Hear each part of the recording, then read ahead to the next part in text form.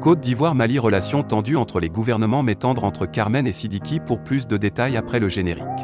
Avant de commencer, n'oubliez pas de vous abonner et d'activer la cloche de notification car cela va vous permettre de ne plus manquer à nos prochaines vidéos. C'est parti!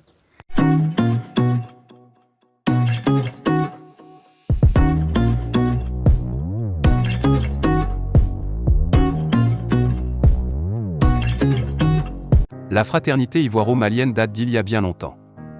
Et même si les tensions politiques de ces derniers jours semblent mettre à mal la relation entre les deux peuples, l'amour est là pour rappeler les liens séculiers. Depuis la prise de pouvoir de la junte militaire au Mali et les sanctions de l'ECEDEAO, les relations entre Abidjan et Bamako se sont peu à peu détériorées.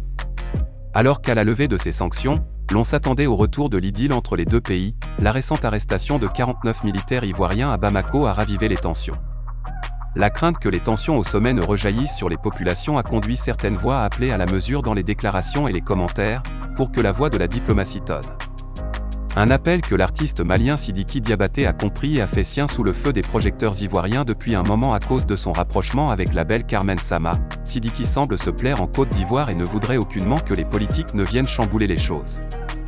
Après la scène de danse sensuelle dans le clip de sa chanson « Diarabi Néné Bena » et la présence de Carmen à son dernier concert à Abidjan qui avait beaucoup fait parler la toile ivoirienne qui leur attribuait une relation amoureuse, le duo fait à nouveau parler de lui lors de la conférence de presse pour annoncer un événement auquel prendra part l'artiste Sidiki Diabaté. Si les journalistes avaient pensé que la présence de Carmen aux côtés de l'artiste était le symbole de la solidarité ivoiro-malienne, ils vont être surpris. Pour cause, à la question d'un de leurs confrères pour connaître la raison de sa présence, elle va surprendre l'Assemblée, « Je suis là pour soutenir mon mari dans son événement. » Oui, vous avez bien lu, ils avaient donc raison ceux qui clamaient l'existence d'une relation amoureuse entre les deux. L'appelle-t-elle « mon mari » parce que ami de son défunt compagnon Dj Arafat? Ou bien c'est une énième provocation pour alimenter le buzz?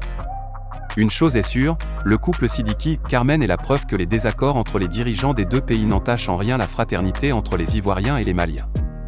Comme pour dire, faisons l'amour et non la guerre. Burkina, la situation fait froid au dos au regard de l'encerclement du territoire. Ceci est un communiqué du parti politique l'Union pour la Renaissance, mouvement patriotique sankariste, UNIR, MPS. Sur la situation qui prévaut au Burkina Faso depuis la prise du pouvoir par le président Damiba en janvier 2022, le contexte national demeure marqué par les conséquences du coup d'État du 24 janvier 2022 par le lieutenant-colonel Paul-Henri Damiba et suite, la crise sécuritaire et son corollaire de crise humanitaire et alimentaire exacerbée. Un examen critique de la situation fait froid au dos au regard de l'encerclement du territoire national de plus en plus avancé par les groupes terroristes, bandits de grand chemin et les narcotrafiquants. Le diagnostic révèle que les quatre pouvoirs au Burkina Faso, pouvoir exécutif, législatif, judiciaire et la presse, piliers de toute démocratie, présentent des signes très inquiétants, sinon alarmants et qui n'augurent pas un futur radieux pour le Burkina Faso. C'est fort de ce constat que les membres du Bureau politique national, BPN, de l'Union pour la Renaissance mouvement patriotique sankariste, UNIR MPS, se réuniront en plénum ce samedi 16 juillet 2022 de 10h à 14h au CBC à Ouagadougou pour examiner sans complaisance et adopter la feuille de route du parti consécutivement à la transition politique ivoirienne. Le mot de la rencontre.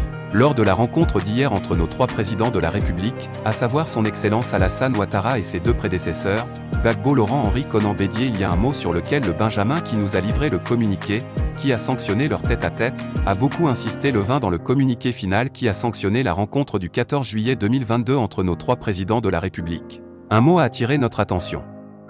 Il s'agissait du mot « levain ». Dans le paragraphe suivant, le président de la République et ses deux prédécesseurs ont exprimé leur volonté de faire de cette première rencontre un levain de la décrispation du climat sociopolitique national en Côte d'Ivoire. Pour comprendre le sens du mot « levain », nous sommes rentrés en contact avec une maman qui fabrique l'attiéké au quotidien, pour en faire une source de revenus.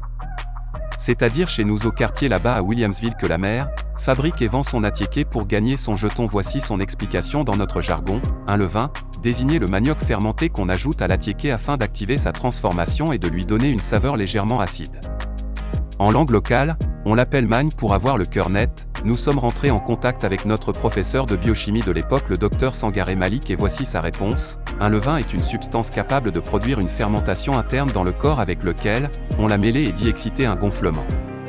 Par exemple la levure.